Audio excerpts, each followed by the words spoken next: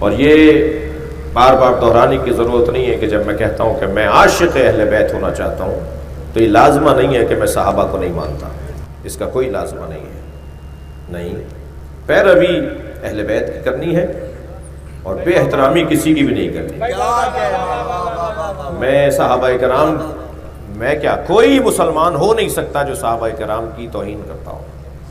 قرآن میں ان کی شان میں آیات ہیں، مولا علی نے خطبہ دیا ہوا ہے ان کی شان میں، مولا سجاد کی دعا ہے صحیفہ سجادیہ میں اصحاب مصطفیٰ کی عظمت پر، لہٰذا وہ مسلمان ہی نہیں ہے کہ جو اصحاب کا انکار کرتا ہو، لیکن بحث پیروی اور اطاعت کی ہے۔ میں نماز پڑھ کر مولانا سے مصافحہ کرنے کے لیے آگے بڑھا، جماعت کے بعد مولانا کے برابر میں میرے والد بھی بیٹھ کھڑے تھے، انہوں نے وہ بھی نماز جماعت میں تھے، میں نے اپنے والد کو سلام کیا، ادب کیا، مسئلہ میں نے مولانا سے پوچھا، میرے والد کی عمر 75 سال کی ہے، مولانا کی عمر 40 سال کی ہے۔ تو ایک صاحب کہنے لگے آپ نے اپنے والد سے مسئلہ کیوں نہیں پوچھا، بڑے تو وہ تھے۔ تو میں نے کہا جی بڑے سے مسئلہ نہیں پوچھا جاتا، عالم سے مسئلہ پوچھا جاتا ہے۔ تو ہم احترام سب کا کریں گے مگر مسئلہ علی سے پوچھیں گے، یہ ہے تشیع کی الف ب۔ میں اس الجھن میں نہیں جانا چاہتا کہ نبی مکرم کیا یہ جو فرمان ہے کہ صرف ایک اشارہ دے رہا ہوں، تحقیق کریں، بے ادبی اور بے احترامی اور توہین کے لیے راستہ نہیں دے رہا، تحقیق کریں۔ اصحابی کالنجوم بأیہم اقتدیتم اہتدیتم، یہ سرکار کا فرمان ہے، اہل بیتی کالنجوم، تحقیق کریں۔ دسیوں حوالے رکھتا ہوں علماء اہل سنت کی کتابوں سے کہ اس حدیث کو یوں تبدیل کر دیا گیا۔ نبی نے فرمایا تھا میری اہل بیت ستاروں کی طرح ہیں، ان میں سے کسی کی بھی پیروی کرو گے ہدایت پہ رہو گے۔ اللہ کے رسول قرآن اور اہل بیت چھوڑ کر گئے، اور عزیزو میرا اپنا فائدہ ہے، نہیں لوں گا تو اپنا نقصان ہے، مانوں گا تو اپنا فائدہ ہے، سرکار دو جہاں کی رسالت میں کوئی اضافہ نہیں ہوگا، میرے مسلمان ہونے کا ثبوت ملے گا اگر میں نبی کی بات کو مان لوں گا۔ اور الحمدللہ سارے مسلمان اس بات پر متفق ہیں کہ جو عظمت اللہ نے اہل بیت کو عطا کی ہے، بعد از نبی صاحبان عظمت گھرانہ، سورہ مبارکہ نور کی آیت جب نازل ہوئی، فی بیوت اذن اللہ ان ترفع ویذکر اسمہ، ان گھروں کو اللہ نے بنانے کا حکم دیا ہے جن گھروں میں اللہ کا ذکر ہوتا ہے، اس کا نام لیا جاتا ہے۔ جب سورہ نور کی آیت نازل ہوئی کہ ان گھروں کو بناؤ، ان کی تعظیم کرو، انہیں تعمیر کرو جن میں اللہ کا نام اور اس کا ذکر کیا جاتا ہے، تو اصحاب مصطفیٰ رضی اللہ تعالی عنہم تشریف فرما تھے کہ ایک صحابی نے آواز دے کر کہا یا رسول اللہ وہ کون سے گھر ہیں جنہیں بنانے کا اللہ نے حکم دیا ہے، وہ کون سے گھر ہیں جن کی تعمیر کا اللہ نے حکم دیا ہے؟ سرکار نے فرمایا بیوت الانبیاء، انبیاء کے گھروں کو اللہ نے بنانے کا حکم دیا ہے۔ بات پوری ہو گئی تھی، مکمل جواب ہو گیا تھا۔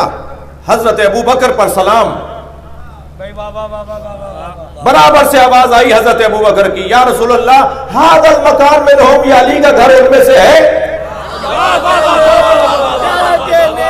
بھائی جب کہہ دیا سرکار نے کہ نبیوں کے گھروں کے بارے میں ہے، تو نبیوں کے گھروں کے درمیان علی کے گھر کا ذکر حضرت ابو بکر کیوں فرما رہے ہیں؟ اس کا مطلب یہ ہے کہ ابو بکر جانتے ہیں کہ یہ نبیوں میں افضل گھر ہے۔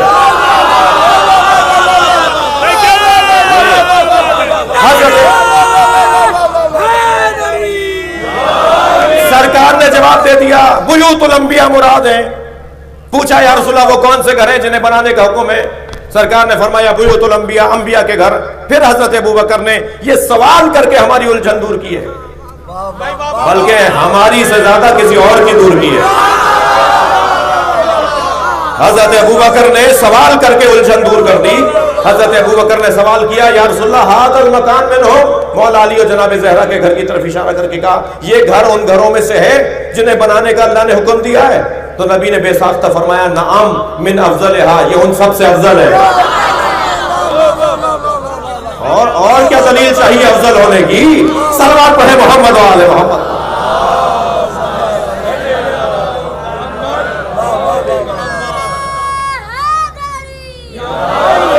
اپنا عقیدہ دلیل کے ساتھ بنانے کی ضرورت ہے، اور الحمدللہ مہذب انداز سے، مؤدب انداز سے، دل آزاری کے بغیر، توہین کے بغیر اپنے عقیدے کو بیان کریں گے۔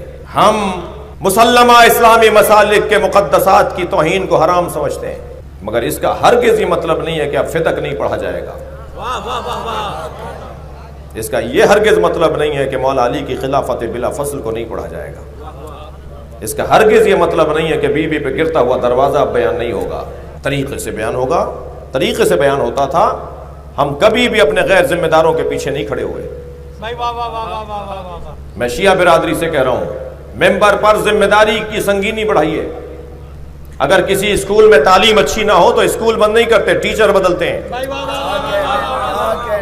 ٹیچرز کے معیار کو بہتر کیجئے۔ صلوات پڑھیں گے محمد و آل محمد۔